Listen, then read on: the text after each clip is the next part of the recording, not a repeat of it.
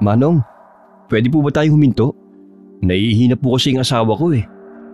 Inihinto ng driver ang van sa tabi nang marinig nito ang pakiusap ng isa nitong pasahero. Ang asawang tinutukoy nito ay si Raraya na kanina pa nagrereklamo na ihing-ihi na habang bumabiyahe. Mabilis na bumaba ang babae at pumunta sa likod ng malaking puno. Masukal at maraming talahib sa lugar na yon. Walang lingon-lingon na umihi siya roon. Pagkatapos ay nakahinga siya ng maluwag. Saka pa lamang lumingon sa kaliwang bahagi. Naistatwa siya sa kinatatayuan nang makita ang isang babaeng walang buhay. Duguan at wakwak ang katawan. Agad siyang lumabas sa talahiban na yun, pero hindi pa man siya nakakalayo ay hindi niya na napigilan pang masuka. Nang makita siya ng asawa, lumapit ito kagad sa kanya. Ano nangyari? Ayos ka lang ba? Junior, Diyos ko po, may bangkay! May patay doon! Anong sinasabi mo, Raray? Anong bangkay? Doon sa likod ng puno, nakahandusay siya. Duguan! Wakwak ang katawan niya. Nakalabas sila man loob, Junior. Diyos ko! Baka naman kung ano lang yun. Hindi ako namamalikmata. Nakita ko mismo. Amoy dugo. Nilalangaw. Parang hayop na kinatay. Tingnan mo. Ayoko nga. Tumawag tayo ng pulis. Hindi, wag na. Ano? Bakit? Baka madamay pa tayo dyan. Halika na. Bumalik na tayo sa loob ng sasakyan. Naghihintay ng driver oh. Ayusin mo yung sarili mo. Pero mahal, sigurado ka ba? Alam mo naman yung ipinunta natin dito, di ba? Hindi tayo pwede masangkot sa gulo. Tara na. Sigurado bang safe tayo dito? Paano kung adik ang gumawa niyan o kaya aswang? May aswang ba sa bayan na to? Shh, tama na. Wala naman siguro. Halika na. Kanina pa naghihintay yung van. Inayos ni Raray ang sarili bago bumalik sa sasakyan. Nadidinig nila ang ibang pasahero na nagrereklamo dahil sa tagal nilang makabalik. Humingi na lamang sila ng pasensya sa mga ito. Ngunit hindi makalimutan ni Raray ang kanyang nakita kanina lamang. Kaya pinilit niyang ipikit ang mga mata habang nakayakap sa asawa. Dumaan sila sa isang lungsod bago nakarating sa lugar na pupuntahan. Sumakay sila ng tricycle at bumiyahe ng mahigit 10 kilometro bago nakarating sa baryo Kambangay. Naiwaglit sa isipan ni Raray ang kahindik-hindik na nakita niya kanina. Maganda at malaki naman pala itong bahay ni ate at kuya. Bakit nila iniwan ang lugar na to? May kuryente at may sariling balon. Malawak ang lupain nila at pwedeng taniman ng mga gulay at ibenta sa palengke. May palayan din tsaka fish pond. Tamang-tama, bibili tayo ng similan ng tilapia para may ma-harvest tayo pagkalipas ng ilang buwan. Mag-alaga din tayo ng mga manok. Hindi tayo mamomroblema sa pagkain dito. Sipag lang talaga ang kailangan at perang pampuhunan. May natitira pa naman tayong pera eh. Ibibili natin ang kakailanganin dito. Pero ma, hindi kita tayo pagalitan ni ate. Hindi kasi tayo nagpaalam na titira dito. Baka palayasin tayo eh.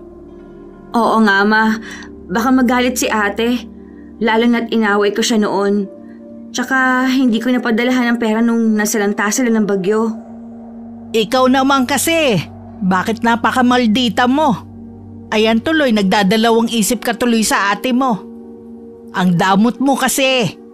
Sinabi ko na noon na bigyan mo ang ate mo ng tulong dahil kailangan nila. Ayun, at nasermonan na nga. Naku, huwag kang tatawa-tawa riyan. Totoo lang ang sinasabi ko. O diba, ano ka ngayon? Nagkatotoo ang sinabi kong bilog ang mundo. Ewan ko ba sa anak mong yan, ma? Totoong napakadamot noon. Ang dami-dami naman sanang pera dati. Oo na, nagsisi na ako. Huwag niyo na akong pagtulungan. Kainis naman oh. O siya, huwag na tayong magtalo-talo at baka mapikuntong si Raray. Huwag ka na mag-alala, ako nang bahalang magsabi sa ate mo. At ako na magpapaliwanag ng sitwasyon yung dalawa. Sige na, pasok na sa loob at kailangan nating linisin yan bago magamit. Lumaya sila sa kanilang lugar upang takasan ang kinakaharap na problema ng mag-asawa. Malaki ang utang ni Raray sa mga lending, habang si Junior naman ay hinahanap ng kapulisan dahil aksidenteng nakapatay ng tao. Kaya naman ay tinulungan sila ni Aling Irene at dinala sa lugar ng isa pang anak. Pero ang bahay na ito ay abandonado na. Sa pagkakalabila ay naghiwalay ang dating mag-asawa at nakapag-asawa ng foreigner ang kapatid ni Raray na si Rowena, na ngayon ay nasa ibang bansa na. Nagsimula ng bagong buhay ang mag-asawang Raray at Junior. 1 taon lang ang lumipas ay malalaki at nangingitlog na ang mga alagang manok at malalaki na rin ang mga tilapia sa fish pond. Nakapag-ani na rin sila ng palay at nakapagbenta ng mga bunga mula sa pananim ng mga gulay. Nagpatayo rin sila ng maliit na tindahan na malapit sa kalsada. Naging malapit din sila sa kanilang mga kapitbahay. Lalo't kinuhang ninang sa kasal si Aling Irene sa anak na mag-asawang Roger at Prima. Maaliwalas ang umaga nang minsang madaan si Mang Roger sa tindahan nila. Magandang umaga, Mare. Pabili nga ako ng toyo at mantika, tsaka sibuyas at paminta. Mukhang masarap na ulam ang lulutuin mo Huhulaan ko. Adobo ang uulamin ninyo, no? Nahulaan mo? Adobo nga. Adobong langka.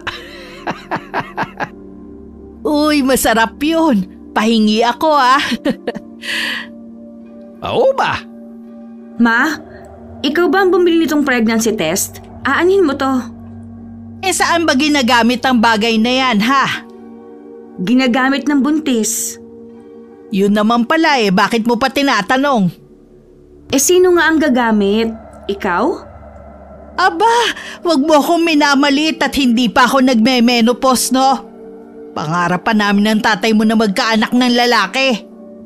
Mama talaga, 50 ka na kaya? Ang arte-arte mo pa paanong dalaga? Napatingin si Aling Irene kay Raray at hinampas ito sa balikat ng pabiro.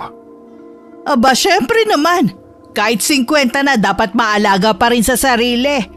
Hindi porket matanda na losang na. Aba, buntis ka ba, Mare? May asim ka ba pala? Mukha ngang mas masigla ka ngayon kaysa nung huli kitang nakita. Ako pa ba? Hindi ko naman pinapabayaan ng sarili ko, no? Kahit paabala sa tindahan, dapat fresh pa rin. Nasaan nga pala si kumpare? Kanina ko pa hinahanap Hindi ba't palagi siya nakatambay dito? Umuwi muna sa kanila. May inayos lang. Pero babalik din yun sa susunod na buwan. Siya nga ba, Mare? Ay, Mama, magluto na ako. Ano bang gusto mong ulam? Agahan ko na magluto at pupunta daw kami sa bayan mamaya para mamili ng mga paninda. Ubus na kasi yung ibang paninda mo O sige, magluto ka rin ng tortang talong para mapasarap ang kain ko. Tapos mag-isa ka din ng alamang. Naku, naglalaway ako sa alamang Sige. Iyon na lang muna ang ulam natin mamaya. Ihahatid ko lang dito mamaya Ay, siya nga pala. Doon ka ba sa bahay mamaya matutulog? Hindi na muna. Dito muna ako sa tindahan. Mas masarap ang tulog ko dito Kayo po ang bahala. Bibili na lang po ako ng tilapia para panghapunan natin mamaya. O sige. Prito sana saka bumili ka din ng mangga. Aba, at talagang mukhang naglilihi ka nga. Akala ko'y biruan nyo ng mag-ina. Hindi naman gaano. Medyo napapasarap lang ng kain. O sige, Mare. Mauna na ako't magluluto pa kami ng kumari mo. Sige. Ingat. Salamat sa pagbili Kinagabihan ay hindi makatulog si Aling Irene dahil sa nararamdaman niyang pagkirot ng kanyang puson at bewang. Ilang araw niya nang iniinda ito. Pakiramdam niya ay may lumulutang sa ilalim ng puso niya. Pero nung gumamit siya ng pregnancy test ay negatibo naman ang resulta. Marahil nga'y bunga ito ng pagme-menopause niya. Napabalita tuloy sa buong lugar na nagdadalang tao siya kahit hindi naman. Sa wakas ay nakatulog ang matanda. Pero sandali pa lamang ay bigla na naman siyang naalimpungatan nang marinig ang biglang may kung anong kumalabog sa bubong. Tapos ay parang may hangin o nilalang na gustong sirain ang yero. Marahan niyang kinapa ang flashlight sa tagiliran at bumangon. Naalala niyang may tira siyang ulam na hindi nailigpit at naisip na baka pumasok ang pusang pasaway. Tinapat niya sa itaas ang flashlight saka pinailaw. Napansin niyang biglang sumilip ang liwanag. Agad niyang napagtanto na butas na ang bahaging yun ng bubong. Matapos niya itong ilawan, ay may narinig siyang tila tumalon at mga kaluskos na parang papalayo. Ipinagwalang bahala na lamang ito ng matanda dahil wala naman sa isip niya ang anumang bagay. Akala niya ay pusa lamang ito ng kanilang kapitbahay. Nang mailigpit na niya ang ulam, agad siyang bumalik sa higaan at ipinagpatuloy ang kanyang pagtulog. Madaling araw na rin ang siya'y makatulog, kaya tanghali na siya nagising. Umuwi siya sa bahay para maligo at naabutan niya si Raray na kumakain ng hilaw na mangga. Sarap na sarap ito sa kinakain at hindi man lamang makita ng pangangasimang mukha. Ang sarap! Umagang-umaga manggayang kinakain mo. Ang dami mo nang naubos oh. Baka masira ang tiyan mo niyan. Kumain ka sana muna ng kanin bago yan. Hindi na, Ma. Ayos na itong pang-agahan ko. Ang asim naman yan. Saan mo ba nakuha yan? Sinabi mo kahapon wala ka nabiling mangga sa palengke. Abay pinagdadamutan mo na naman ba ako? Ang nanay naman. Kinuha ko lang to dyan sa kapitbahay. Huwag ka maingay at baka mamaya marinig ka. Pagbintangan pa tayo magnanakaw ng mangga. O bakit, hindi ba? Masarap Saka ang dami-dami namang bunga. Hindi nila mahahalata na nanungkit ako. Bukas, mangunguha ako ulit. O sige, damihan mo ha. Siya nga pala, nasaan ang asawa mo?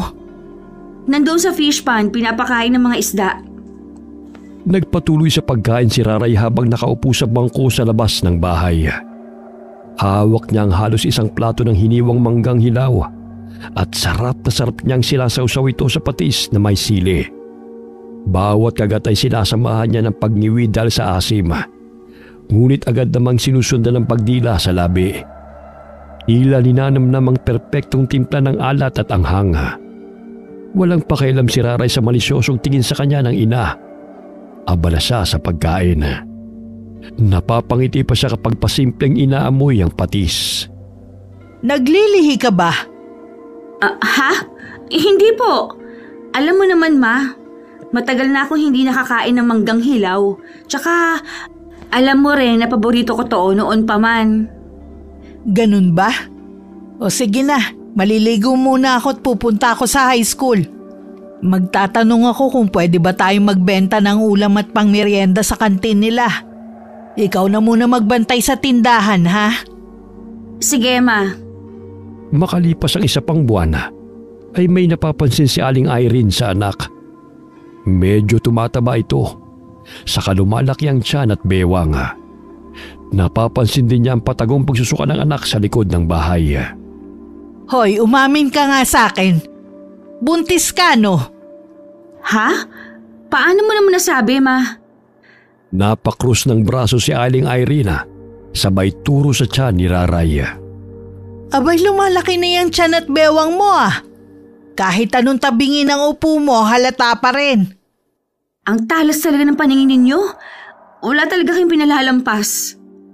Sinasabi ko na nga ba walang normal na babaeng nakakakain ng mahigit 10 hilaw na mangga sa isang upuan lang. Ilang buwan na ba yan, ha? 4 na buwan na po akong hindi dinadatnan Diyos kong bata ka. 4 na buwan na hindi mo pa sinasabi sa akin. Dapat nung 1 buwan pa nagpa-prenatal ka. Napayuko si Raray sabay kagat ng labi. Alam niyang may punto ang ina. Pero bago pa siya makapagsalita, hinawakan ni Aling Irene ang kanyang kamay. Alam mo mahalaga yan, anak.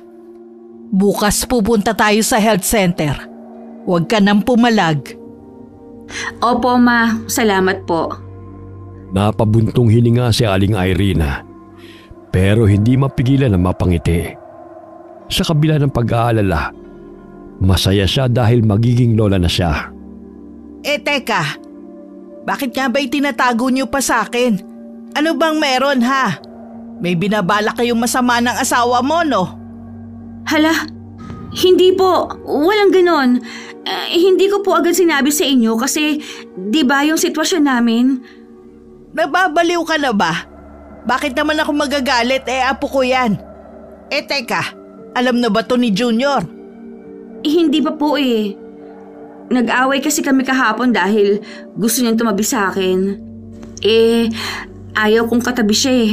Naiinis ako kapag nakikita kong pagmumukha niya. Diyos ko naman, Raray. Hindi porket buntis ka ikaw laging iintindihin. Kailangan mo rin mag-adjust at intindihin ang asawa mo, no? May pangangailangan din yun. Diyos ko, nag-asawa ka pa talaga. Naman, parang hindi ka dumaan sa pagbubuntis ah. Sige, basta bukas na bukas pupunta tayo sa center.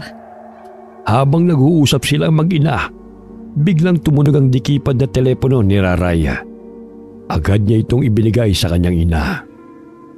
Oh, kayo ang sumagot. Oh, bakit? Sino ba yan? Si ate. May nauna siyang text kanina at nagalit siya kung bakit dito tayo tumira sa bahay niya. Pinaalam mo ba sa kanya? Hindi ah. Paano ko sasabihin? Hindi kami bate. Saka, di ba ang usapan natin noon, ikaw ang magsasabi? Ano nangyari? Ako nang bahala, akin na. Inuha ni Aling Irene ang cellphone at sinagot ang tawag ng kanyang anak. Agad na bumungad ang galit na boses ng kausap at ang panunumbat kung bakit tumira sila sa bahay nang wala man lamang paalama. Pinaalis sila sa lalong madaling panahon. Ano ka ba naman, Rowena? Sana naman maintindihan mo kung bakit dito kami nagpunta ng kapatid mo. Wala na nga siyang mapuntahan eh. Ikaw ba maaati mo na makulong sila mag-asawa? Huwag namang ganun. Ngunit patuloy pa rin sa kanyang paninermon si Rowena. Ang sabi pa nito'y huwag konsintihin ang dalawa. Huwag silang itago dahil tiyak na pati si Aling Irene ay maaaring madamay sa kalokohan ng kanyang kapatid. Ipinagpilitan nitong mas mabuti na umuwi na lamang sila at harapin ang kanilang mga kaso dahil baka doon pa siya tumulong. Ngunit hindi nagpatinag si Aling Irene. Di kung hindi ka makaintindi, di wag. Ako na nga itong nakikiusap, ayaw mo pa akong pagbigyan. Hayaan mo, aalis kami rito. Ibebenta lang namin yung mga naipundar naming gamit. At lalayas na kami dito sa bahay mong inabandona mo na nga. Pinagdadamot mo pa. Agad nitong ibinaba ang cellphone at marahas na umupo. Napahila mo sa kanyang muka. Nagtitimpi ng kanyang galit at inis sa panganay na anak. Sabi sa inyo hindi talaga magandang ideya ang pagtira dito sa bahay niya. Malaki talagang galit niya sa akin. Ewan ko ba sa babaeng yun? Pero may sinabi siya na ipinagtataka ko. Ano po yun? Sabi niya, hindi raw talaga tayo dapat tumira rito. Sabi niya mas mabuting umuwi na lang tayo. O kaya lumipat ng ibang matutuluyan. Dahil delikado raw sa lugar na to. Sus, at naniwala naman kayo. Ang sabihin nyo, nanggigipit lang siya. Kasi gusto niyang ipamukha sa akin na nakaangat na siya. Mahigit 1 taon na tayo dito May masama bang nangyayari?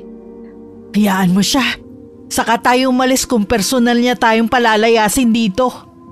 Paano kung tumawag ulit? I-block mo na lang muna. Mas mabuting umuwi siya at magkausap kami ng harap-harapan.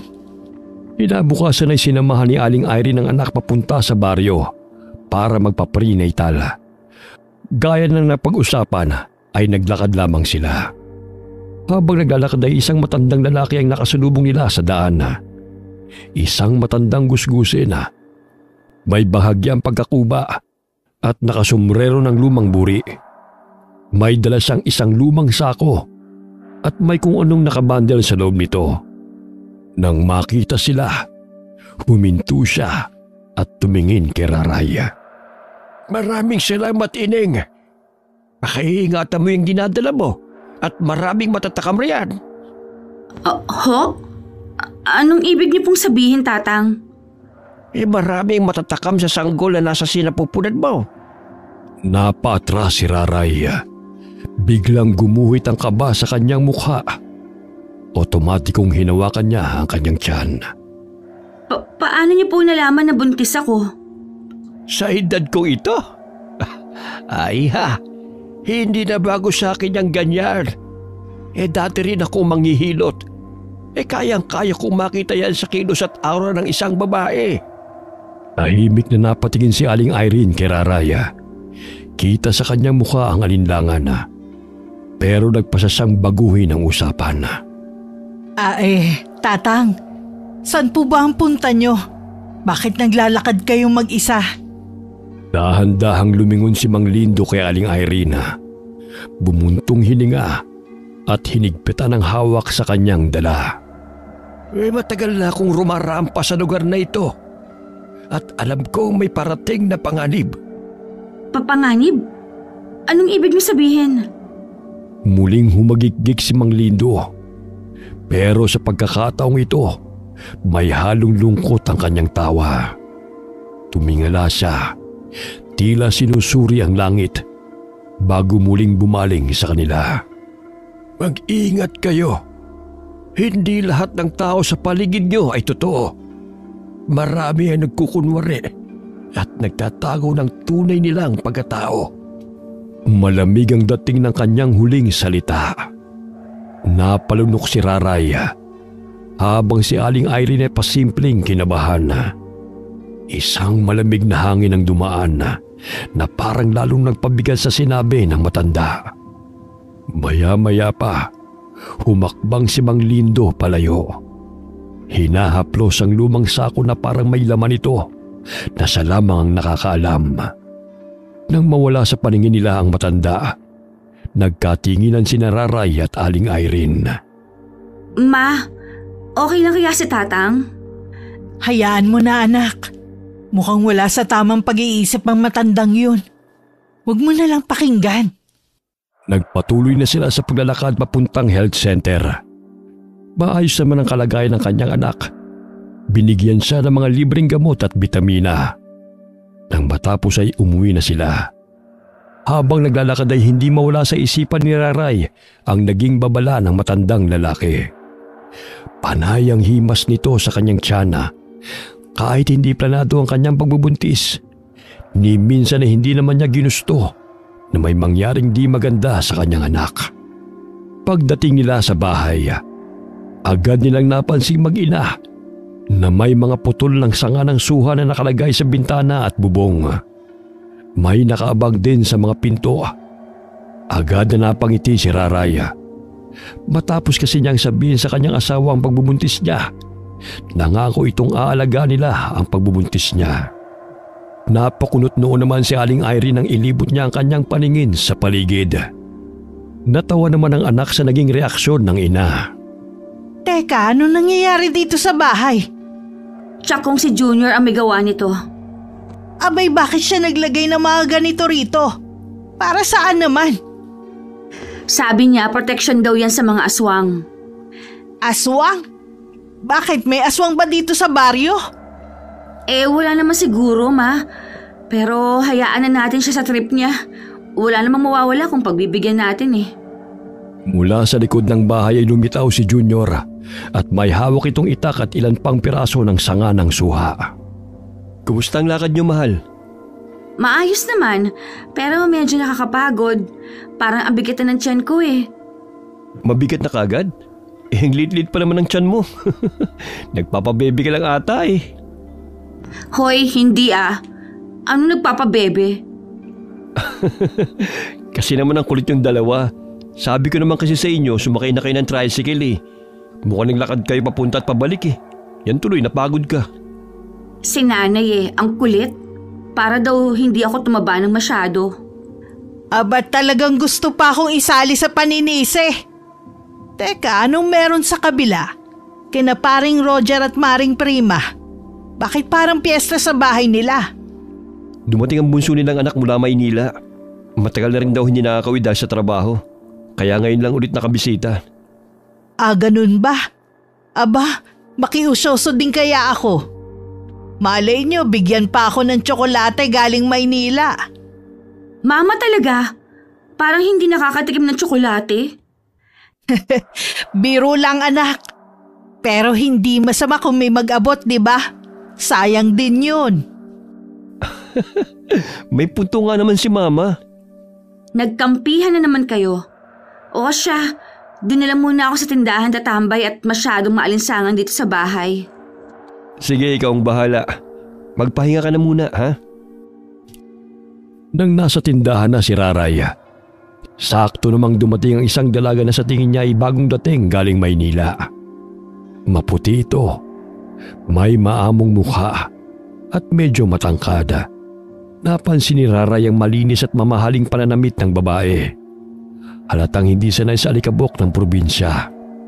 Bumili ito ng soft drinks at bago pa man makaalis ay ngumiti ito kay Raraya at inilabas ang ilang produkto mula sa dala nitong baga.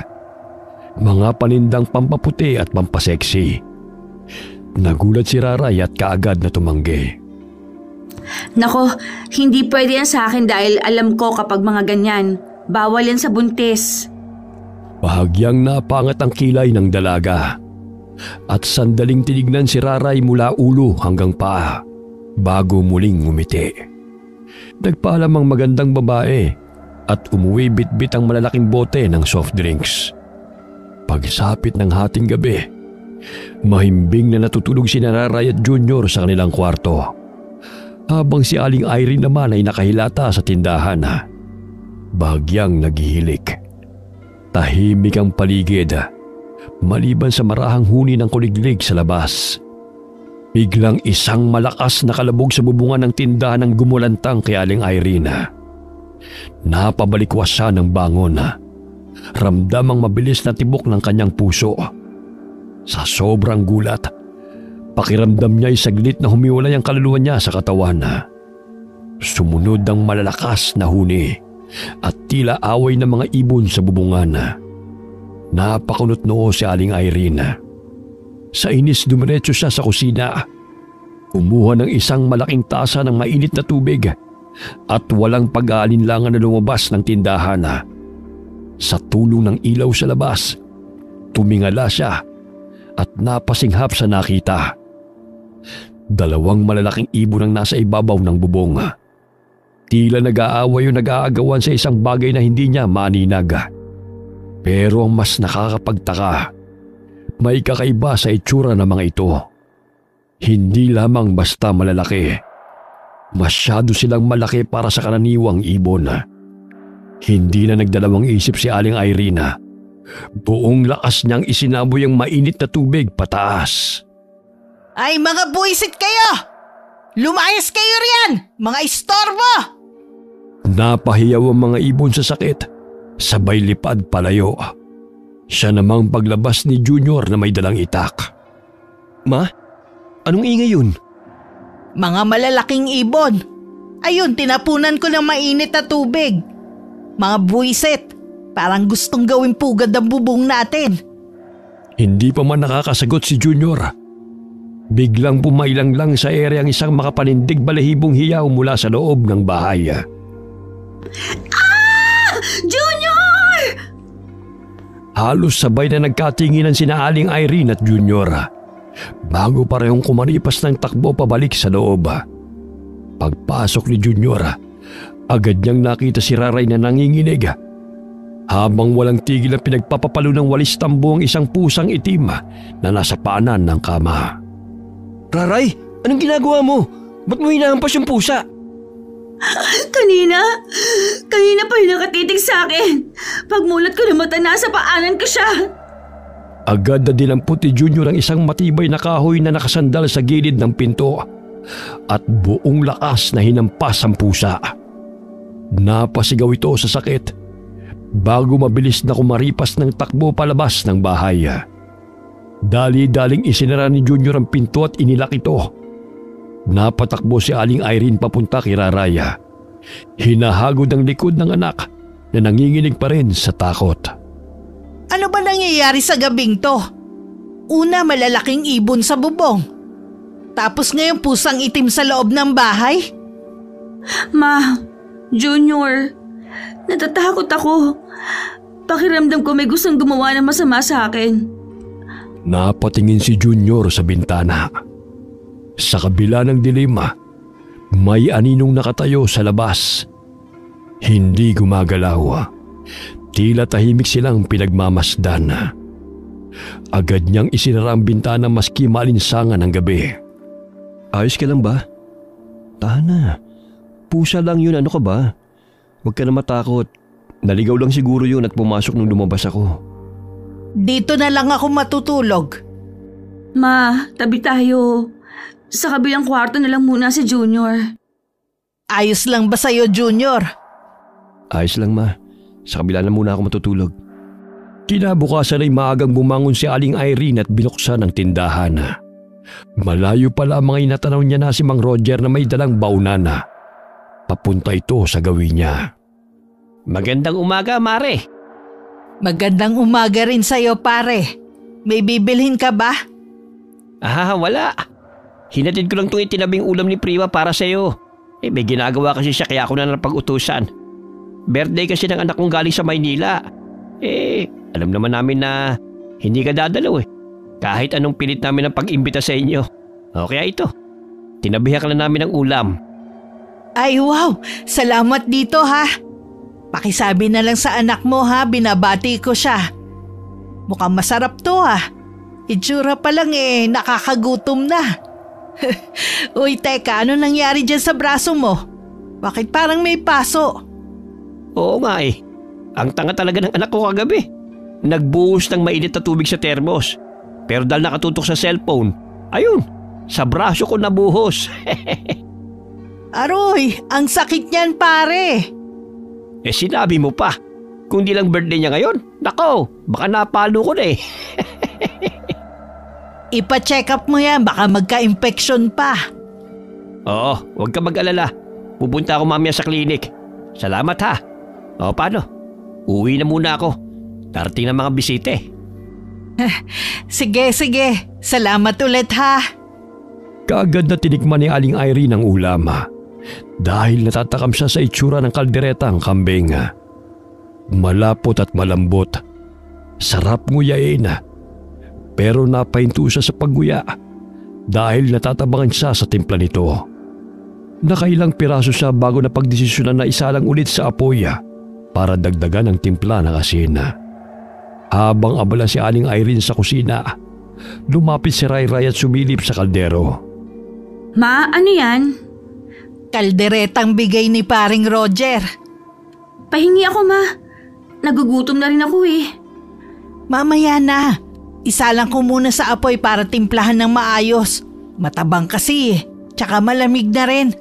Kagabi pa yata niluto to. Sige Ma. Mas masarap din kasi kainin kapag mainit. Lalo na kung may dagdag na pampalasa. Balita ko, birthday ng anak Yan ba ang handa nila? Oo, siguro. Buti hindi madamot Kaso, bakit inuulit yung timplahan? Di ba masarap? Medyo. Pero huwag ka maingay baka magtampo. Di sila talaga masarap magluto. Palaging matabang ang mga putahe nila. Di yata sila marunong mag-asin Baka may lahi silang aswang, kaya hindi nag-aasin. Ano ka ba, Raray? Mamaya may makarinig sa'yo. Magalit pa yung kapitbahay natin. Biro ko lang naman po. Habang hinihintay nilang uminit muli ang kaldereta, napangiti si Aling Irene sa biro ng anak. Alam niyang palabiro si Raraya, pero hindi niya maiwasang mapahiling sa mga iniisip nito. Samantala, si Raray naman ay napatingin sa labas ng bintana. Wala namang masyadong tao sa paligid, pero hindi niya maiwasang mapaisip sa sinabi niya. Nang magsimulang umusok ang niluluto, tinikman ulit ni Aling Irene ang sarsa at ngumiti ng bahagya. Ayan, sakto na. Kumuha ka na ng plato't kanin. Agad namang tumayo si Raraya. Sabik na sa mainit at malasang kalderetang kambing. Habang kumakain, Hindi niya napigilan ang sarili at muling bumulong. Pero ma, isipin mo, paano kung... Kumain ka na lang dyan. Natawa na lang si Raray at pinagpatuloy ang pagkain. Pagdating ng hapon, nag-ayang mag-grocery ang kanyang ina. Pero dahil medyo masama ang pakiramdam niya, ang kanya na lamang asawa ang sumama. Ngunit gabi na ay wala pa rin silang dalawa. Nag-aalala na si Raray. Hindi mapakali habang hinihintay ang dalawa. Nakaupo siya sa labas ng tindahan, palinga-linga sa paligid. Nang biglang may dumaan sa ere, isang napakalaking ibon na bumilis ang lipad palayo. Agad siyang kinabahan at mabilis na pumasok sa loob ng tindahan. Sinigurong nakalak ang pinto. Ngunit bago pa siya makapag-isip ng kung ano pa, isang malakas na kalabog sa bubong ang gumulat sa kanya. Muli niyang narinig ang pagaspas ng malalaking pakpak. Kasunod ang mabibigat na yabag sa ibabaw ng yero. Nanginginig ang kamay niya at dinampot ang isang gunting. Walang kasiguruhan kung paano niya ito magagamit bilang proteksyon. Pero mahigpit niya itong hinawakan. Maya-maya'y narinig niyang may umuungol sa itaas ng bubong. Parang tunog ng isang galit na pusa. Napatras si Raray. Hindi niya maintindihan kung bakit pagkatapos ng tunog ng pagaspas ng pakpak, ang nakadapo sa kanilang bubong ay tila isang pusa at hindi ibon. Dahan-dahan siyang sumilip sa screen ng tindahan at muntik na siyang mapasigaw sa nakita. Isang malaking itim na pusang tumalon mula sa itaas pabagsak sa lupa. Nanlaki ang kanyang mga mata. Ito ang parehong pusa na pumasok sa bahay ng minsan. Ngunit bago pa siya makagalaw, isa pang malaking pusang dumating at tila nakikipagtalo sa nauna. Halos hindi makahinga si Raray sa kaba.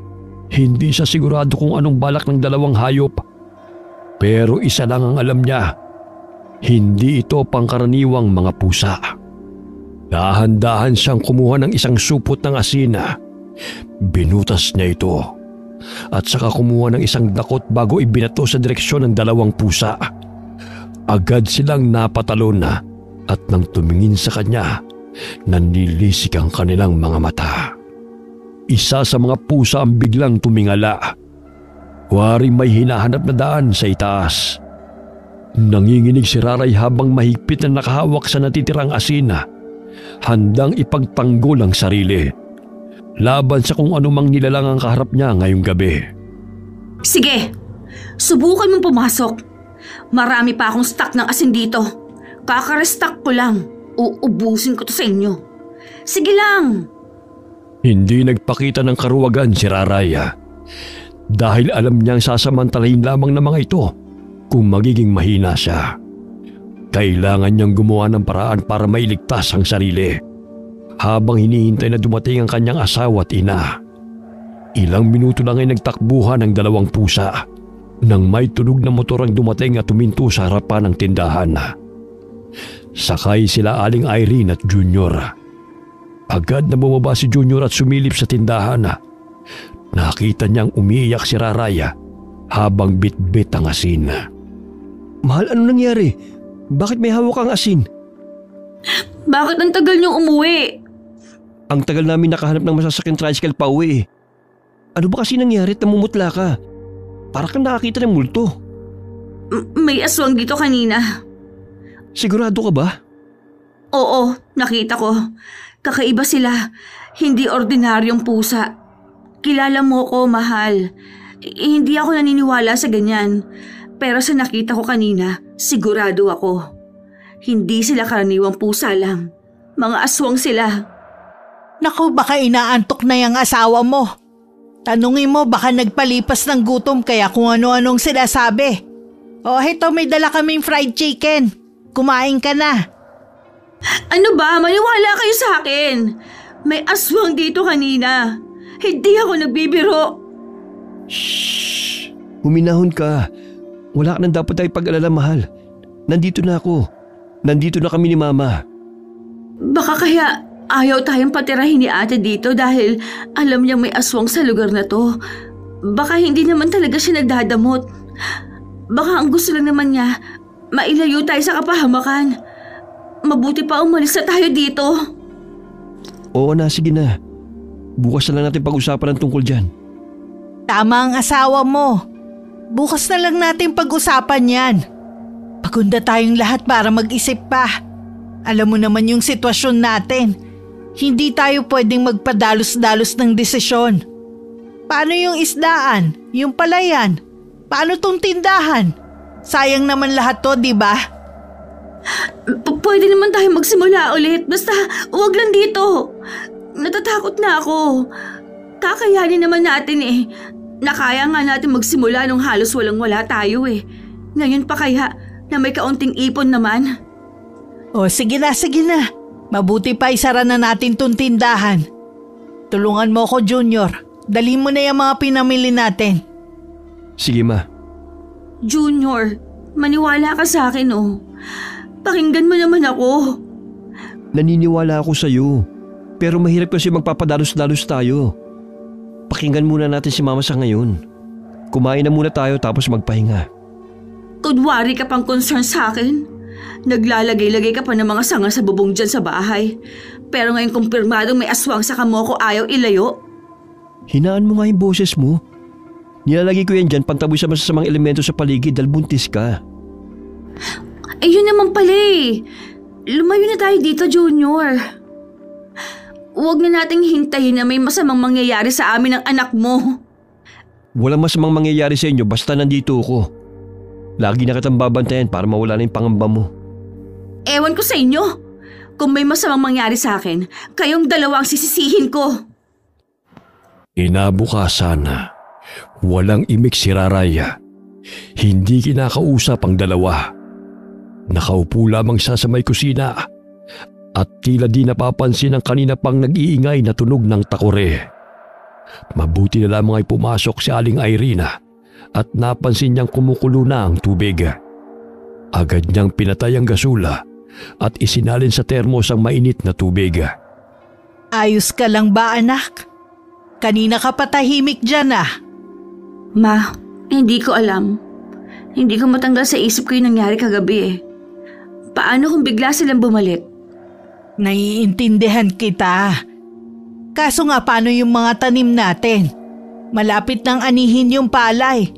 Tapos kung aalis tayo dito, paano kung bumalik ang tatay mo na wala tayo rito? Saan niya tayo hahanapin? Kailan ba kasi siya babalik? Ilang araw na lang babalik din yun. Huwag mo nang uulitin yun, ha? Ang alin po? Muntik nang matuyo ang tubig sa takore. Di lang yan sayang sa gasol. Paano kung magkasunog pa rito? Malalagot tayo sa ate mo. Hayaan niyo po, hindi na mauulit. Sige po, doon na lang muna ako sa kwarto ko. Tahimik na naglakad pabalik sa kanyang silid si Raraya. Bigla niyang naisip na mag-impake na lamang ng kanyang mga gamit. Uuwi na lamang siya sa dati nilang lugar at maninirahan doon ng mag-isa kung ayaw umuwi ng kanyang asawa at nanay. Nang matapos siyang mag-impake, ay siya namang pagpasok ng kanyang asawa. Saan ka pupunta? Ayoko na dito. Pareho kayo ni Mama, ayaw niyo maniwala sa akin. Natatakot na ako, baka bumalik yung aswang. Ano ka ba? Huminahon ka nga. Naniniwala naman ako sa iyo eh. Pero dapat muna nating ayusin yung mga alaga natin. Yung mga tanim para di sayang. Yun lang naman. Aalis tayo rito. Maghanap tayo ng mas magandang lugar. Pero hindi na tayo pwedeng bumalik dun sa dati. Alam mo makukulong ako. Tayo. Kapag ginawa natin yun. Ay hindi. Kahit ano pang sabihin mo, aalis pa rin ako. Sigurado ka?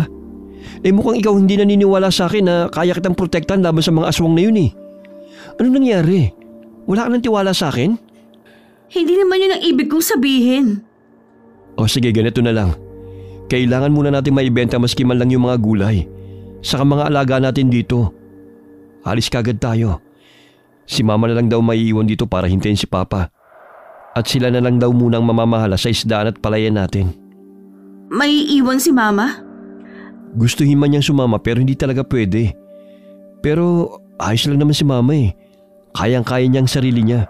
Saka kaya ka lang naman siguro naging lapitin sa aswang kasi nagdadalang tao ka eh. Huwag ka mag-alala. Aalis tayo agad-agad. Pero paano kung hindi agad makauwi si Papa? Kawawa naman si Mama dito. Huwag ka na mag-alala. Nagbili na ako sa kapitbahay natin na tignan-tignan siya habang wala pa si Papa rito. Mababait naman sila Mang Roger eh. Napanatag maski pa paano si Raray sa pangako ng kanyang asawa. Pumayag siya sa gusto nitong maghintay ng kaunting araw. Pero ang paghihintay nilang yun ay tila nawala ng silbi. Dahil naging sunod-sunod na naging kamalasan nila. Tila napeste ang mga alaga nilang manok. Natagpo ang patay ang mga ito, pero pinabayaang nakakalat lamang sa bakuran nila. Walang ninakaw, walang nabawas. Kasunod nun ay naglutangan ng mga isda sa palaisdaan. Suspetsa nila ay nalaso ng mga isda. Sumunod ay ang mga gulay na parang binagyo, parang may sadyang sumira. Sinabutahe ang lahat ng kanilang mga pinagkakakitaan. Sinira ang lahat ng kanilang inaasahan at pinagpaguran. Sino kayang gumawa ng lahat ng to? Bakit niya tayo ginaganito? Mabuti pa ay umalis na tayo dito. Hindi na po talaga magandang kutob ko eh. Sige mamaya, aalisin na tayo. Kayo na lang. Dito lang ako. Nagmandaling mag-impake ang dalawa. Pero di pa man sila nakakatapos maghanda, ay biglang bumuhos ang napakalakas na ulan. Sa pagkakataong yun, alam na nilang malabo na silang makaalis dahil panigurado na wala na silang masasakyan. Lalo pat papagabi na naman. Wala silang nagawa kundi ang matulog na lamang at magpahinga ng gabing yun. Pagsapit ng hating gabi, ay muling nabulabog ang kanilang mahimbing na pagtulog. Parang may nag-aaway na mga hayop sa labas ng kanilang bakuran. Junior! Junior, gising ka! Bakit? May masama bang nangyari? Pakinggan mo si Taas. Bumalik nga sila. Mahal! Maya-maya pa, may malalakas na kalabog sa bubungan. Parang may mabibigat na paa na naglalakad sa yero. Sumunod ang malakas na pagkalmot sa dingding. Nanginginig si Raray sa takot. Natatakot ako. Kukunin ko na ang itak. Huwag mo akong iwangan. Sandali lang. Kailangan natin maghanda kung sakali. Balik ka kaagad ha. Lumabas ng kwarto si Junior at hindi kaagad nakabalik. Kaya tumayo si Raray at pinindot ang switch ng ilaw. Umihip ang malakas na hangin mula sa jalousie at napatingin siya roon. Napako siya sa kinatatayuan nang makita ang isang pangit na nilalang na nakangisi at lumalabas ang dila habang naglalaway na nakatingin sa kanya. Nanginig siya sa takot. Pagbalik ni Junior ay may bitbit na itong isang sako ng asin at mga bawang. Hayop ka kung sino ka man! Hindi mo kami matatakot! Agad itong nagsaboy ng asin sa may bintana, pero hindi man lang ito tinablan gaano. Mas lalo pa itong naging agresibo. Lalo itong nagwala. Tumutulo ang malagkit at maitim na laway ng aswang. Anong gagawin natin? Kunin mo ang bagakay sa ilalim ng higaan. Iabot mo sa akin, dali! Magtutos kami ng aswang na to! Ang bagakay na pinapakuha ni Junior ay isang uri ng manipis at tuwid na kawayan na madalas ay ginagamit sa panggagamot o proteksyon laban sa mga aswang. Nang iabot ito ni Raray sa asawa, agad niya itong hinawakan ng mahigpit at buong pwersang ginamit bilang pamutol sa dila ng aswang. Napahiyaw ang nilalang sa labas ng bahay. Isang nakakapanindig balahibong sigaw ng sakit at galit. Nagpupumiglas ito, pero lalo pang isinagad ni Junior ang bagakay. Sinisigurong mapuputol ang tuluyan ng mahaba at matulis na dila ng aswang. Dumaloy ang maitim at malagkit na dugo mula rito. Bumaha sa sahig at nagkalat sa bintana. Nang tuluyang maputol ang dila, mabilis na umatras ang aswang. Tinatakpan ng dugo ang bibig habang lumulundag palayo sa dilim ng gabi. Nanginginig si Raray sa takot habang yakap ang sarili. Hindi makapaniwala sa nasaksihan. Tapos na. Umalis na siya. Ayos ka lang ba? Hindi sumasagot ang kanyang asawa. Humihikbi lamang ito. Nanginginig ang katawan sa takot. Samantala, nagising din sa tindahan si Aling Irene at naririnig ang kumusyon sa loob ng bahay nila. Hindi siya lumabas, pero nakita niya ang nilalang na may kasamang 2 malalaking pusa. Dahil sa takot, hindi na siya lumabas at naghihintay na lamang ng pagkakataon at katahimikan bago siya umalis pauwi sa bahay. Naduduwag siya at hindi makapaniwala sa nakita. Ngayon lamang siya naniwala sa mga sinabi ng mga anak. Nag-aalala siya ngayon para sa anak na buntis. Kaya naman nung mawala na ang ingay sa labas, ay nagmasid siya sa paligid. Nang masigurong nawala na ang ingay, ay dali-dali siyang lumabas at tumakbo papunta sa bahay. Kumatok siya ng maraming beses bago pa pinagbuksan ng pinto. Diyos ko, Junior! Duguan niyang kamay mo! Ma, si Raray. Bakit? Ano nangyari sa anak ko? Mukhang na-trauma siya sa nangyari kanina. Pumasok si Aling Irene sa kwarto at nakita niyang nakasiksik si Raray sa sulok sa likod ng kabinet. Nanginginig pa rin ito at ayaw tumayo. Halatang gulat na gulat pa rin sa nangyari. Hindi napigilan ni Aling Irene ang sarili. Napayak siya habang pinagmamasdan ng anak. Hindi niya inakala sa isang gabi lamang ganito na ang magiging kalagayan ni Raray. Para bang nawala ito sa sarili. Kulala at takot na takot. Lalo siyang nag-alala dahil buntis pa naman ito. Hindi niya alam kung paano ito aamuin o kung paano muling maibabalik sa normal ang pakiramdam ng anak. Magdamag niya itong niyakap. Pinapatahan habang marahang hinihilot ang ulo. Pinainom din niya ito ng mainit na tubig. Umaasang kahit paano'y makabawas ito sa kaba at takot na bumabalot kay Raray. Anak, tama na. Ligtas ka na, wala na ang aswang. Hindi. Hindi pa siya umaalis. Naririnig ko pa siya. Nasa labas lang siya nakatingin, naghihintay. Wala na, anak. Tapos na. Kasama mo na ako. Gusto niya ang anak ko, di ba? Alam niya. Alam niya. Hindi niya ako titigilan. Anak, walang kukuha sa'yo. Hindi kita pababayaan. Hindi ka nila nakikita, Nay. Ako lang. Ako lang ang gusto nila. Naririnig ko sila. Kahit ngayon, ang ingay nila. Anak, tama na. Wala kang naririnig. Tapos na ang lahat. Hindi totoo yan. Naririnig ko sila. Gusto nilang kainin ang anak ko. Anak, maawa ka sa sarili mo. Tama na, anak. Ma, gusto ko na umuwi. Ayoko na dito. Uwi na tayo. Ngayon na, habang hindi pa sila bumabalik.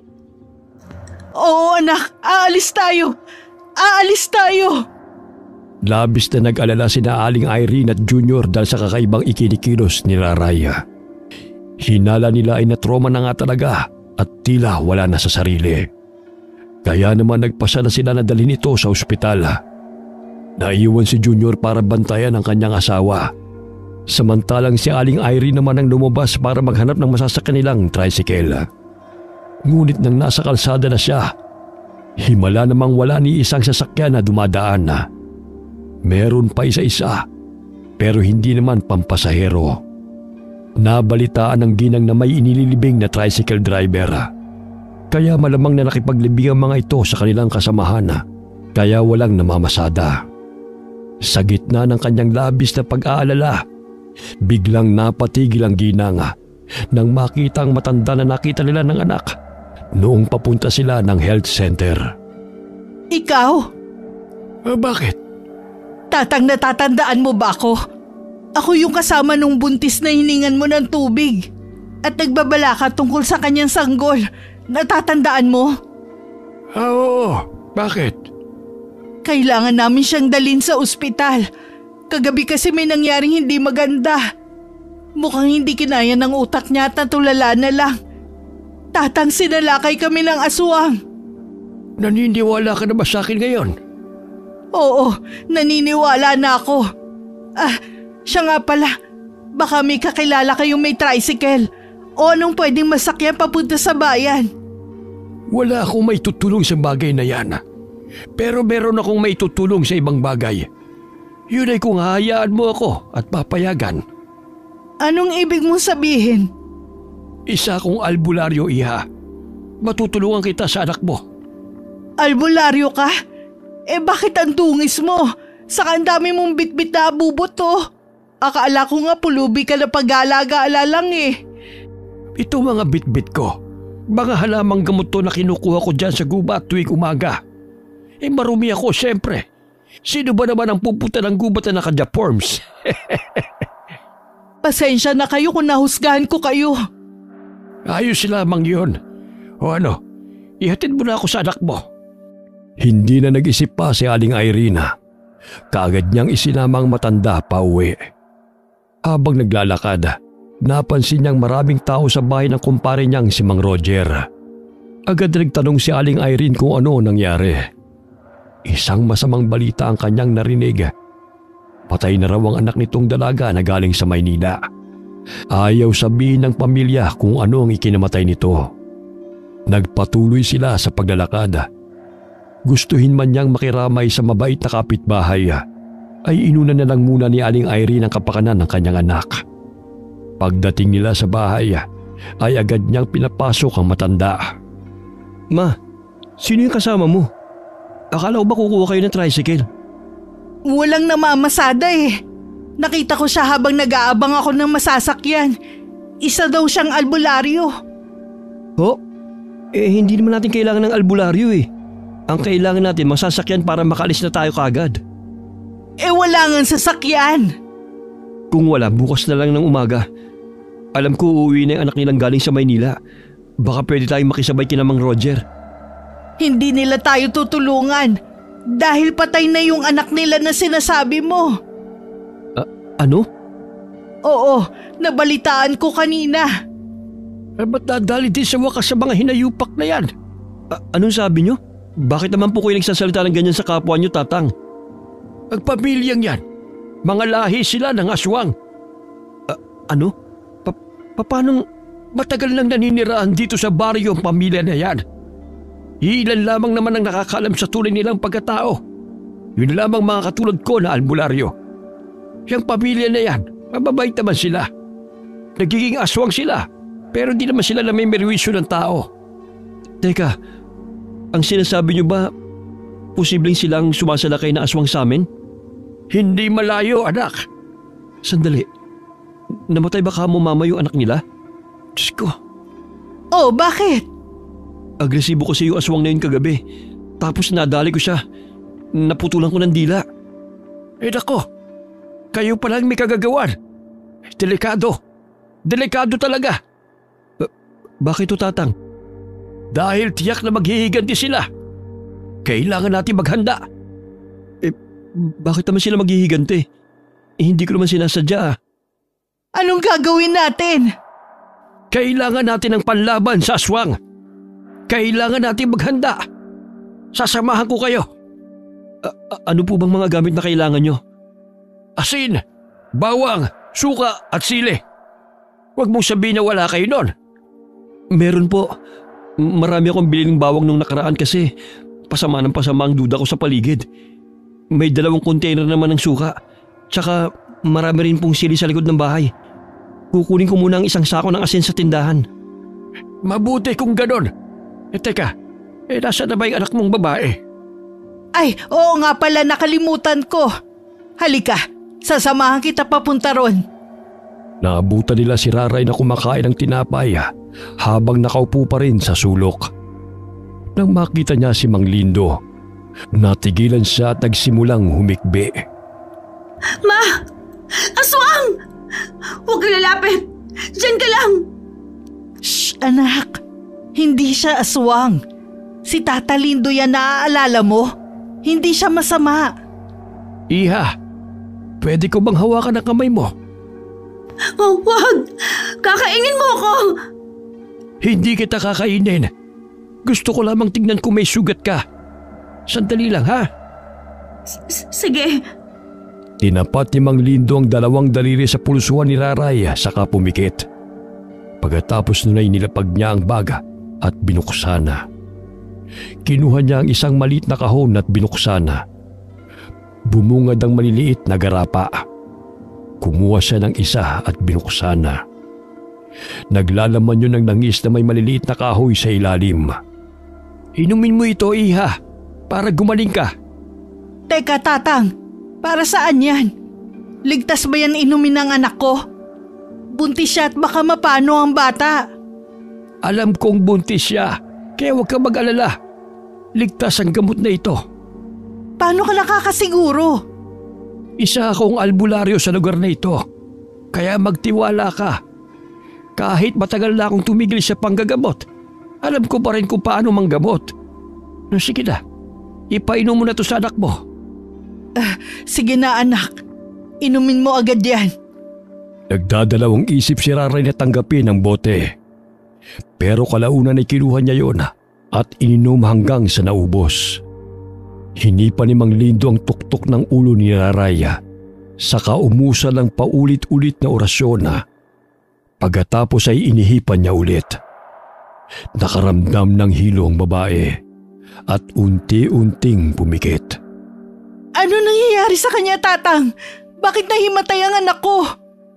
Kumalma ka lang. Umepekto ng gamot kaya normal lang na makatulog siya. Ihiga na lang natin siya sa kama at hintayin na magising. Gagaling na ba ang anak ko? Gagaling siya. Ako pa. Ako nga pala. Palitan mo ang suit niya ng itim na damit. Bakit? Para hindi makita ng mga aswang ang sanggol sa sinapupunan niya. Sige. Narito na nga sinsukat bawang. May sprayer ba kayo? Meron po. Nasa likod ng bahay. Kunin mo. Kailangan matapos na natin ang paghalo ng mga sangkap bago pa kumagat ang dilim.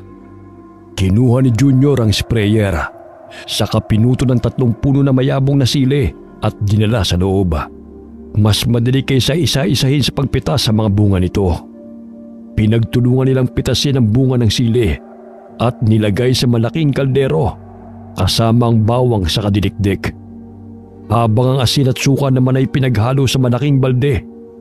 Nang matunaw ang asin ay inihalong mabuti roon ang dinikdik na bawang at sili. Pagkatapos ay sinala. Saka naman inilagay sa sprayer. 5:30 natapos sila at nakahanda na.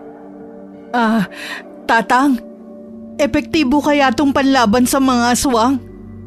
Oo naman. Subok na ito noon pa man. Ito ang ginamit ko noong huling nakipagbakbakan ako sa mga aswang na yan. Ang tanong kaya mo pa ba silang labanan ngayon sa edad mong yan? Hindi. Ha? Anong silbi ng posyon na ginawa natin? Pinaglololoko mo na kami. Hindi ko na talaga sila kayang labanan pa. Hindi mo ba ako nakikita? Sa tingin mo kaya ko pang buhatin ang tangke na ito? Tatang naman, huwag kang magbiro ng ganyan. Hindi ako nagbibiro. Hindi ako ang makikipaglaban sa kanila kundi siya. Ako po? Oo, iyo. Ikaw. Ikaw ang makikipaglaban sa kanila. Pero Tatang, hindi ko alam kung paano. Simple lang ang gagawin mo, iho. Uminom ka ng 1 baso nito. Ano? Abay, sabay pa talaga kayong dalawa. Seryoso ka, Tatang? Iinom ako niyan? Ayoko. Hindi ko kaya. Maasim, maalat at manghang. Baka mauna pa ako mamatay sa mga aswang na yun.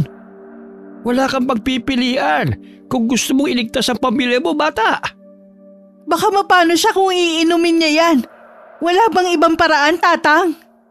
Ito lamang ang natatanging paraan para masugpo ang mga nilalang na yan. Kaya mamili ka, iho. Iinom ka nito o hahayaan mo na lang na napain tayo ng mga aswang sa gabing ito? Sige, iinom na ako niyan. Pero kung mamamatay man ako dahil sa epekto niyan, kahit papano'y sinubukan ko maging matapang para sa pamilya ko. Yan! Yan ang tunay na prinsipyo ng isang bayani. Binabati kita. Sumang-ayon ng mutya na ikaw ang magmay-ari sa kanya. Mutya? Ano pong mutya? Kinuha ni Mang Lindo ang kanyang baga. Nilabas ang maliit na kahon at binuksan na. Bumungad ang gintong itlog na kasing laki ng itlog ng pugo. Napatitig si Junior sa maliit na mutya ng ibon na nasa palad ni Mang Lindo. Kinakabahan siya, lalo na nang marinig ang susunod na sinabi nito. Ito ang mutya ng ibon. Magagamit mo ito bilang iyong katuwang sa pakikipaglaban. Pero kailangan mo itong lunukin ng buo. Ha? Buo? Kaya mo ba yan, Junior? Diyos ko, ako nga parang nabibilao ka na habang iniisip pa lang eh. Tay, baka naman may ibang paraan. Gawin na lang nating sabaw. O kaya ihawin tapos isawsaw sa toit kalamansi. Hindi pwedeng lutuin. Kailangan mo itong lunukin ng buo. Kung di mo wala ang bisa nito, huwag ka mag-alala. Malambot yan. Hindi ka mahihirapan sa paglunok. Pero bilisan mo, Junior. Tumatakbo ang oras. Sigurado ba kayong hindi didikit sa lalamunan ko yan? Baka naman maglakad ako ng nakaumbok ito sa daig ko habang buhay. Huminga ng malalim si Junior. Ipinikit ang mga mata at isinubsob ang sarili sa pagsasali ng baso sa bibig niya. Napangiwi siya habang nilulunok ang misteryosong mutya. Napatayo siya bigla hawak ang lalamunan. Nanay ko po. Parang may gumagapang sa loob ng lalamunan ko papunta sa tiyan ko. Ano to? Mabuti. Ibig sabihin, gumagana na ang mutya. Diyos ko, sana sinabi niyo man lang na may kasamang free stomach massage to. Sus Mariosep! Akala ko hinihimatay ka na. Pambihira. Parang biglang lumakas ang katawan ko. Ngayon ay handa ka na. Mabilis na lumipas ang oras. Si Aling Irene ay hindi mapakali. Samantalang ang dalawa niyang kasama ay tahimik lamang na nakamasid. Hinihintay nila ang susunod na mangyayari.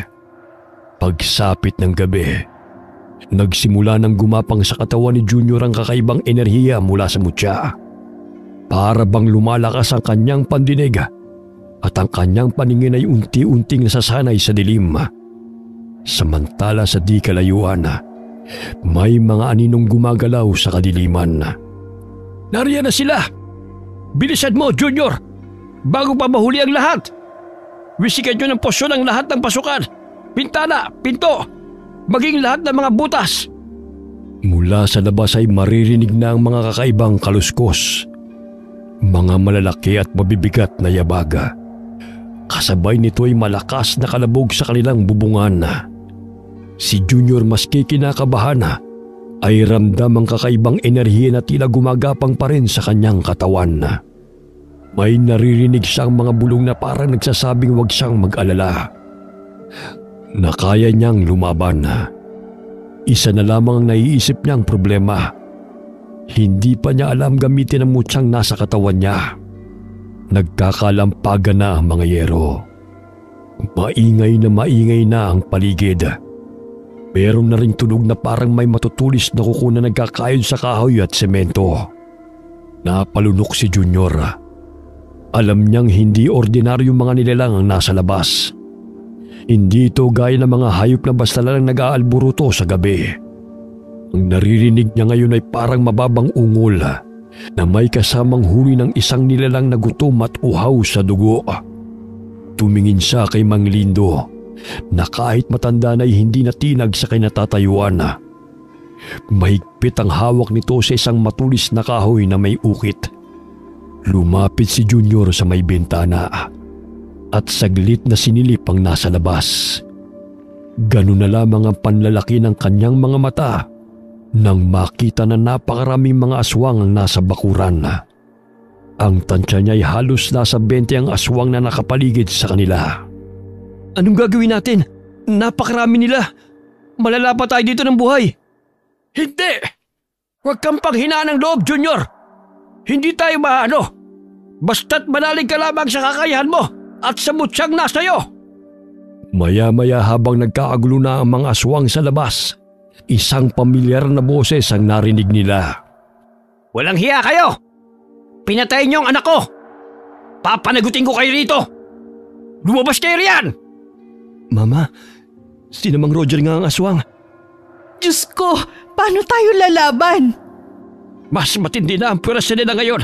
Napakarami nga nila. Handa silang pumatay. Hindi tayo magpapatalo sa kanila. Nasaan ang bagakay? Yun ang gagamitin ko sandata panlaban sa kanila. Tama yan, iho. Sasamahan kita. Lalaban tayo. Sandali! Susubukan ko muna makipag-usap. Baka naman madala pa to sa maayos na negosasyon. Tutal may pinagsamahan naman kami. Kumpare ko yan eh. Pagbibigyan naman siguro tayo. Lumapit si Aling Irene sa pinto. Nag-ipon siya ng lakas ng loob para kausapin ang kalaban na nasa labas. Pare, hindi naman sinasadya na manugang ko na mapatay ang anak mo eh. Hindi naman namin alam. Hindi namin sinasadya. Hindi kami nang bibiktima ng tao. Ilang beses namin pinigilan ang anak namin na biktima ng anak mo, Irene. Lahat ginawa namin. Alang-alang sa pinagsama natin bilang magkakapit-bahay. Pero anong ginawa nyo? Pinatay nyo pa rin ang anak ko. Pasensya ka na. Wala na tayong magagawa. Hindi naman talaga namin sinadya eh. Hindi naman makatarungan na gantihan nyo kami ng ganito. Katarungan? Na paano ba kayo? Nabiktima ba kayo? Nasaktan ba ang anak mo? Hindi naman, di ba? Hindi nyo man lamang binigyan ng pagkakataong mabuhay ang anak ko. Anong katuwiran niya, Mang Roger? Huwag mong balaktutin ang katotohanan. Anak mo ang unang sumalakay. Sinubukan niyang biktimahin ng asawa ko. Ano? Hahayaan ko lang na gawin niyang pagkain si Raray at ang magiging anak ko? Walang hiya ka. Tama nga sinabi nila. Isa kang mamamatay tao. Hindi taong pinatay ko. Isang demonyo. Isang aswang. Magbabayad kayo. Magbabayad kayo! Habang nagbabangayan ng magkabilang panig, pumihit sa likod si Aling Prima. At mula sa bintana sa likod, doon niya nasilip si Raray na nakaupo at tulala. Sumitsit siya ng ilang beses hanggang sa napalingon ang buntis. Nagkatitigan sila sa mata. Umusal kaagad ng panalangin si Raray. Pagkaraan ng ilang sandali, inutusan niya si Raray na hubarin ang kanyang damit pang itaas. Sumunod naman ang babae. Naghanap siya ng maliit na siwang at may nakita siyang maliit na buta sa dingding. Inilabas niya ang kanyang dila.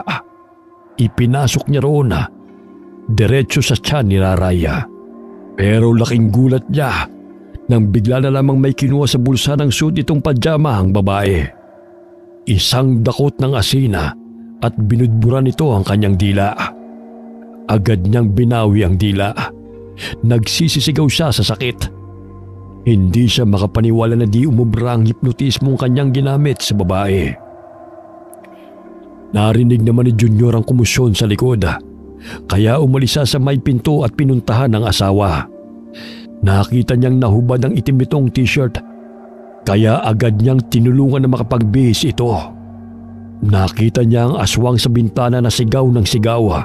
Isinara niya ang kurtina para di na ito makita ni Raray. Nang matapos niyang suotan ng damit ang asawa, naramdaman niyang nag-iinit na ang kanyang kamay. Nang tignan niya ito, may bahagyang liwanag na bumalot sa kanyang palada. Parang apoy na di nakakasunog. Isang asul at gintong liwanag. Palakas ng palakas sa mga kalampag. Ang mga kuko ng aswang ay bumabaw na sa kahoy. Gigil na silang makapasok. Sa isang iglap, nagdilim ang paligid. Tanging ang tunog ng humahaginit na hangin at ang nakakakilabot na pagkalampag ng pinto at bintana ang maririnig. Tapos isang malakas na sigaw ang pumunit sa katahimikan. Biglang bumukas ang isang bahagi ng dingding Sira na ang kahoy sa isang gilid. Sa isang iglap, nakita niya ang malalaki at matatalim na mga kuko na dahan-dahang sumusungkit papasok. Ramdam niya ang panginginig ng kanyang katawan. Nangingilabot siya sa itsura ng mga nilalang na pilit pumapasok. Hindi! Hindi ko hahayaang makapasok kayo!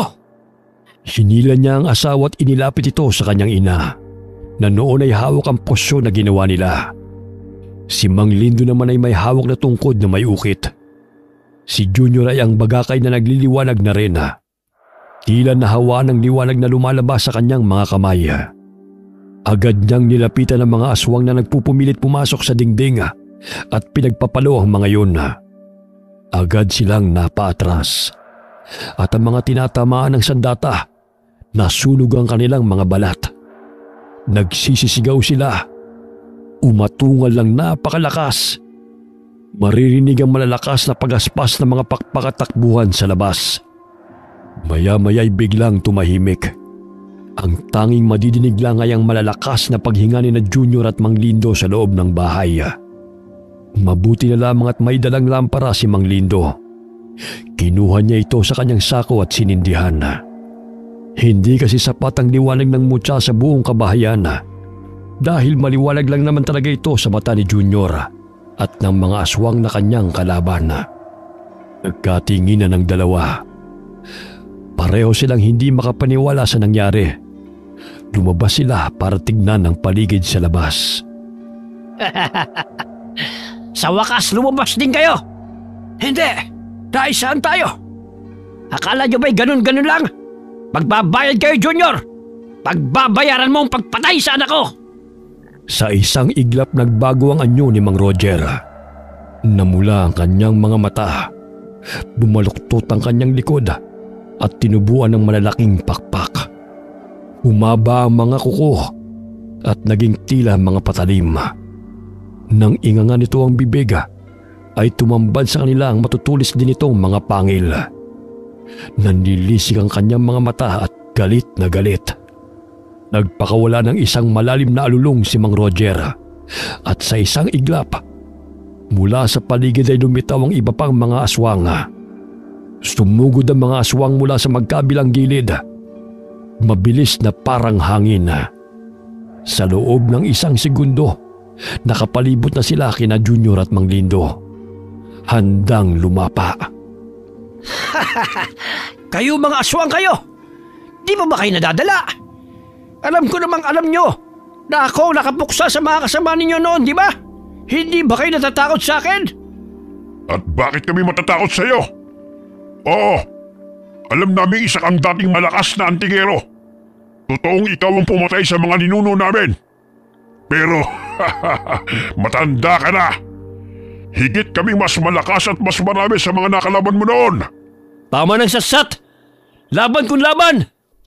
Sa isang iglap, humigpit ang hawak ni Junior sa bagakay na wari nag-aapoy sa kanyang mga palad. Ramdam niyang nag-uumapaw na enerhiya mula rito. Hindi niya na hinintay pang lumapit ang mga aswang. Siya mismo ang sumugod. Mabilis niyang inihataw ang bagakay sa unang aswang na sumalubong sa kanya.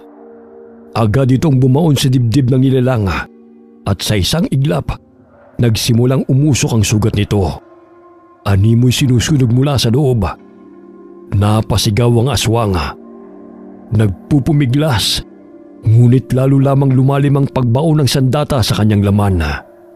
Isang saglit pa at bumagsak itong wala ng buhay. Nagmadaling umatras ang isa pang aswang, ngunit nahagip ito ni Junior sa tagiliran gamit ang matalim na dulo ng bagakay. Nagkikikisay ito sa lupa. Ang katawan nito'y nangulubot hanggang sa tuluyang naging abo. Nanlaki ang mga mata ni Mang Roger sa kanyang nasaksihan. Hindi siya makapaniwalang ang isang tulad ni Junior, isang hamak na tao, ay kayang tapusin ang kanyang mga kasamaan sa ganitong paraan. Napatingin siya kay Mang Lindo na nakatayo sa isang tabi. Mahigpit na hawak ang kanyang tungkod. Ikaw! Anong ginawa mo? Hayop ka! Pinasahan mo ng kapangyarihan tong hayop na to! Ngunit imbes na sumagot, Isang matalim na titig lamang ang isinukli ni Mang Lindo. Muling inihanda ni Junior ang bagakay. Itinapat ito kay Mang Roger at sa titig niyang matalim, maliwanag ang mensahe. Hindi sila titigil hanggat hindi nauubos ang mga halimaw sa kanilang harapan. Sugurin sila! Sumugod ang maraming pusa at higanting mga ibon kay Junior. Ngunit gamit ang liksi at lakas ay binibigay ng mutya, nagawa niyang isa-isang mapatumba ang mga yun. Dahil sa mutya, naging listo ang kanyang katawan at paningin. At bawat tamaan ng kanyang bagakay, bumubulagta at nasusunog ang mga aswang. Samantala, nasa loob naman ng bahay sina Aling Irene at ang kanyang anak. Panay naman ang spray nito ng posyon para di tuluyang makapasok ang ilang aswang na nag-aabang. Pinalibutan nila ang sarili ng asin at bawang. Habang patuloy na nilalabanan ni Junior at Mang Lindo ang mga aswang na sumusugod, unti-unting naramdaman ng lalaki ang pagod. Ngunit hindi siya maaaring sumuko. Sa harapan niya, nakita niyang unti-unting lumapit si Mang Roger. Hindi mo ako matatalo, bata! Ang mutya mo'y walang bisa sa harap ng tunay na mandirigma! Mabilis na sumugod si Mang Roger. Isang mabilis na hampas ang pinakawalan nito, dahilan upang mapatras si Junior. Ngunit bago pa man siya tamaan, nagawa niyang ikambyo ang kanyang katawan at iwasan ang matinding atake. Isang saglit ang lumipas bago niya ginamit ang pagkakataon. Isang mabilis na buwelo at inihagis niya ang bagakay ng buong lakas. Tumusok ito sa dibdib ni Mang Roger. Agad siyang napaungol sa matinding sakit. Nagkikisay ang aswang habang unti-unting lumalabas ang maitim na usok mula sa kanyang sugat. Sinubukan niyang bunutin ang bagakay. Ngunit mas lalong lumalim ang pagbaw nito sa kanyang laman. Ang katawan niya ay unti-unting nangulubot. Hindi! Hindi maaari! Nagpapapalag siya, ngunit wala siyang magawa. Ilang saglit pa, isang huling ungol na matinding paghihirap ang lumabas sa kanyang bibig bago tuluyang humandusay sa lupa. Wala nang buhay ang matandang aswang. Kasabay nito, ang mga natitirang aswang na nakapaligid sa kanila ay nagsimulang umatras. Napagtanto nilang wala na ang kanilang pinuno at wala silang laban kay Junior. Hawak pa rin ni Junior ang nagliliwanag na bagakay. Humihingal siya, pero sa wakas, tapos na ang laban. Naawa si Junior sa pamilya ni Mang Roger. Nakita niya ang pagiging mabuti ng mga ito sa kanila noon. Pero napagtanto rin niya na hindi nabibilang sa mundo ng mga tao ang mga katulad nila. Dahil kahit anong pagtatago ng tunay na anyo, ay lalabas at lalabas ang totoo nilang pagkatao. Tapos na. Nanalo tayo, Mang Lindo. Oh, tapos na. Pumasok na sila sa loob ng bahay. Isinara ang pinto at nagpahinga. Kawawa naman sila. Pero wala tayong mapagpipilian. Kailangan nating ipagtanggol ang ating sarili laban sa kanila. Hindi ko akalaing aabot sa ganito. Kumpare ko si Roger. Marami siyang naitulong sa amin noon. Mabuti silang tao sa abot ng kanilang makakaya. Pero hindi nila kayang pigilan ang sarili nila. Sa uli, babalik at babalik sila sa kung ano talaga sila. Tama ka, iho. May mga nilalang na hindi maaaring mamuhay kasama ng tao. Kahit anong pilit nilang magpakabuti, darating ang araw na lalabas din ang tunay nilang kalikasan. Ay, salamat ligtas tayo. Pero paano kung bumalik pa sila? Hindi ko hahayaan yun. Kahit kailan, hindi ko hahayaang may manakit ulit sa pamilya natin. Sa paglipas ng mga linggo, unti-unting bumalik sa normal ang buhay ni na Junior. Ipinagpatuloy ni Mang Lindo ang panggagamot kay Raraya. Sa tulong ng mga halamang gamot, orasyon at dasala, ang nakatulong upang maialis ang lahat ng negatibong enerhiyang bumabalot sa isipan ng babae. Nilinis nila ang bahay at pinalayas ang lahat ng mga masasamang enerhiya. Sa paglipas ng ilang araw, unti-unting gumaling at bumalik sa katinuan si Raraya. Bumalik ang kanyang sigla at muli siyang ngumiti. Wala nang takot, wala nang trauma. Habang unti-unting gumagang ang kanilang buhay, nag-ipon sina Junior at Raray upang makapagsimula sa ibang lugar. Ayaw na nilang manatili pa sa baryo dahil baka dumating ang araw na muling maghiganti ang mga aswang sa baryong yun. Pero bago sila umalis, dumating ang kapatid ni Raraya. Nagkausap sila at nagkasundo. Noon lang nila nalaman na di naman galit kay Raray ang kanyang ate. Bagkos pinaalis sila nito sa bahay niya dahil alam niyang delikado ang pamilya sa banta ng mga aswang. Ginawa lamang niya ang pagpapalayas dati para sila'y mailayo sa kapahamakan. Sa kabutihang palad, tinulungan sila ng kanyang ate na mabayaran ang mga utang at danyo sa pamilya ng nasaktan ni Junior sa kanilang dating lugar. Naintindihan ng pamilya ng biktima na isang aksidente lamang ang nangyari. Kaya mas pinili nilang makipag-areglo kaysa ituloy pa ang demanda. Sa huli, nagsimula sila ng panibagong buhay sa isang payapang lugar. Malayo sa dati nilang baryo, malayo sa anino ng mga aswang. At sa kabila ng pinagdaanan nila, alam nilang sa bawat pagsubok, basta't magkasama silang pamilya, walang hindi nila kakayanin. Nanganak na rin si Raray ng isang malusog na sanggol na lalaki. Samantala, si Aling Irene at ang asawa naman nito ay naiwan sa bahay ng anak na si Rowena upang pamahalaan nito ang mga naipundar na isdaan at bukirin. Sa huli, ang ibang mga kamag-anak at kapamilya naman ni Mang Roger ay nagsialis na rin sa baryo at walang nakakaalam kung saan sila nagsilipat. Sa nangyaring yun, panatag na si Aling Irene at ang pamilya na doon nagtatapos ang malupit na paghihigante ng angkan ng mga aswang. Wakas.